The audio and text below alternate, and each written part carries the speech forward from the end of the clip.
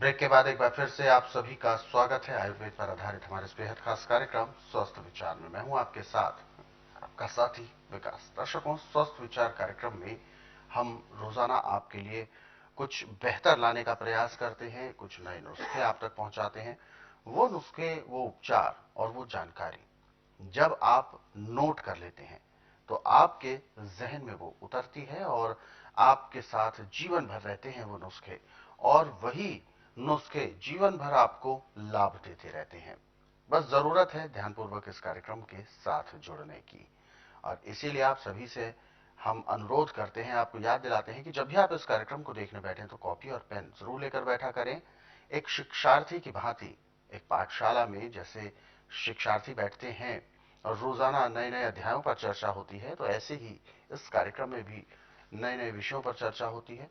उनके संबंध में जो भी नोट्स आपको बताए जाते हैं उनको आप लिख जरूर लिया करें। आगे बढ़ते हैं और शुरू करते हैं आज के एक मुख्य विषय पर चर्चा। गुरुजी, गाजर एक ऐसी वस्तु जिसमें बहुत ज्यादा इंटरेस्ट आ रहा है, क्योंकि बहुत सारे गुणों के बारे में आपने अपने बीते कई कार्यक्रमों में बताया, हर एक रोग के बारे में भी बताया। मैं सबसे पहले अब एक विषय ये भी जानना चाहूंगा कि गाजर का यूज हम करते हैं कि गाजर का हम ये व्यंजन बना लेते हैं, कई प्रकार की चीजें बनती हैं। कहते हैं कि कोई भी फल हो या सब्जी हो, उसके गुण समाप्त हो जाते हैं यदि उसको पका लिया जाए। तो गाजर के यदि गुण हमें प्राप्त करने हैं तो उसका पकाने का सही तरीका क्या होना चाहिए? देखिए, गाजर को शर्मीली भी कहा गया है। अच्छा। इसको खुले में नहीं पकाया जाता। अच्छा। जो फ्राई पैन में, कढ़ाई में बनाते हैं हम्म। तो इसके गुणों में कमी आ जाती है। अच्छा। और जहाँ पे शलगम, गोभी, मूली बनाई जाती है, जितना टाइम उसको लगता है इतना इसको बनाने में लगता है। परंतु इसको अमोनियम के बर्तन में या कुकर में नहीं पकाया जाता। ठीक है। मिट्टी का बर्तन हो जिसमें ढक्कन लग जाए तो सोने पे सुहागा। नहीं तो आप स्टील का या पीतल का कलईदार या तांबे का कलईदार उससे बना सकते हैं। इसके बनाने का तरीका है कि जब भी आपने इसको बनाना है तो इसमें पानी बहुत कम डाला जाता है और ढक्कन देके इसकी भाप उसी में रहनी चाहिए, तो इसके अंदर गुण होते हैं। और यदि इसकी भाप उड़ जाए तो इसके अंदर उतने गुण नहीं रहते, क्योंकि जो भी इसके हमारे लाभ देने वाले कण हैं इसके अंदर के, वो भाप में मर्ज हो जाते हैं। अच्छा। और इसमें नमक मसाला बहुत कम डाला जाता है, क्योंकि जितना हमें शरीर के लिए चाहिए इतना तो ऑटोमेटिक इसके अंदर है। परंतु फिर भी जो तेज मसाला खाने वाले, तेज नमक खाने वाले, उसको हल्का सा नाम मात्र के लिए डाल लेना चाहिए, ज़्यादा नहीं। और इसको चाहे आप सब्जी के रूप में खाएं, चाहे गजेले के रूप में खाएं, चाहे हलवे के रूप में खाएं, चाहे दूध में खीर बना के खाएं, ये आपको लाभ ही लाभ देगी, नुकसान कभी नहीं देगी। और यदि आप इसको आप खुले में बनाते हैं, मसाला ज़्यादा डालते हैं, तो ऐसे पेट साफ करने के लिए तो आपको ठीक है, परंतु जो इसने खून के अंदर आपको ताजगी देनी वो कम हो जाएगी। अच्छा।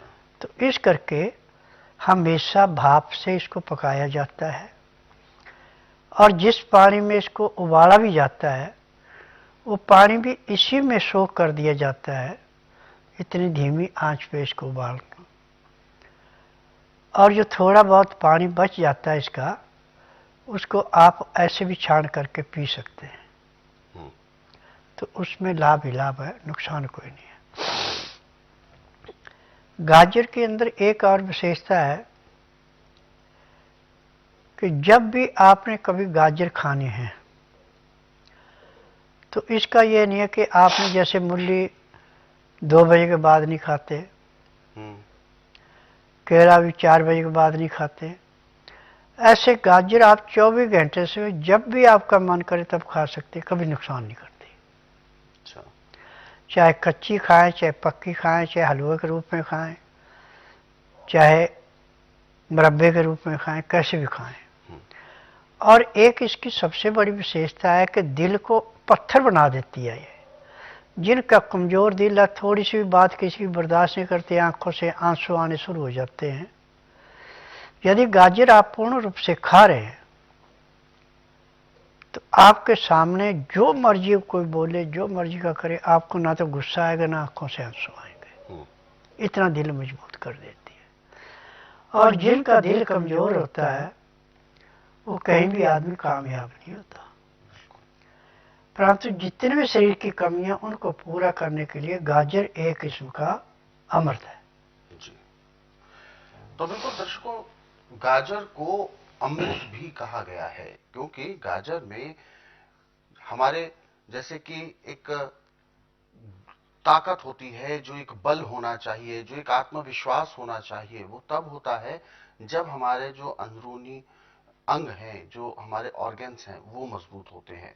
तो ऐसे में जब वो सब मजबूत होते हैं तो आत्मबल हमें वहीं से प्राप्त होता है और जिसकी वजह से अडिगता हमारे अंदर कूट कूट के भर जाती है, जिसकी वजह से हम किसी भी परिस्थिति का सामना बहुत अच्छे तरीके से कर पाते हैं। और ये सबसे ज्यादा गाजर की वजह से संभव हो सकता है। गाजर हमारे खून को भी स्वच्छ करता है, खून को बढ़ाता भी है। गाजर बहुत सारी चीजों में लाभदायक है। तो ऐसे में गाजर को किस तरीके से आपको प्रयोग करना है वो आपको इस कार्यक्रम से समय समय पर हम बताते ही रहते हैं। और हालांकि गुरुजी ने जो बताया, गाजर को पकाना जरूर है, उसके गुणों में कमी नहीं आएगी यदि आप उसको ढक कर पकाएंगे। यदि आप उसको खुले में पकाते हैं, यानी किसी कढ़ाई में पकाते हैं जिससे कि भाप उड़ जाती है, तो ये समझें कि उस भाप में ही उसके जितने भी मिनरल्स हैं, उसके जो विटामिन हैं, वो सब वो भाप के माध्यम से बाहर निकल जाते हैं। तो आप यदि ढककर इसको पकाएंगे तो उसकी भाप का जो वाष्प होता है वो भी उसी बर्तन में रहेगा और जो उसके लाभ हैं वो आपको भरपूर मात्रा में मिलते रहेंगे।